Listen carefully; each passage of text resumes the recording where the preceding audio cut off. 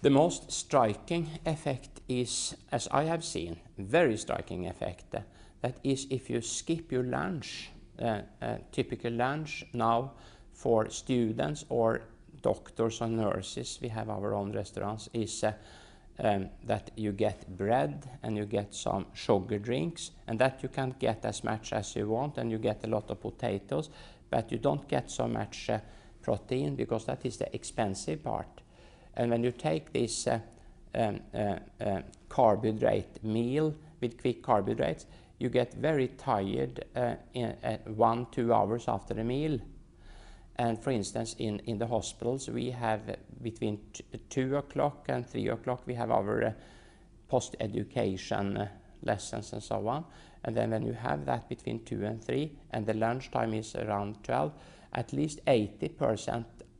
are asleep. So if you go into a room and try to speak to people at between 2 and 3 in the afternoon, you look out, at least you can see 80% of the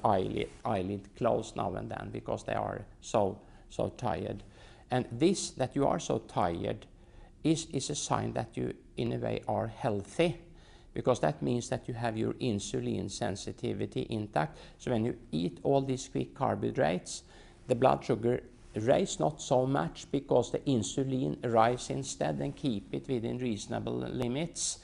And then it rises too much, so when the lesson starts at 2 o'clock, insulin is still high to control this sugar, and then you overshoot, so you get low blood sugar, and then it's very difficult then to keep your intellectual performance.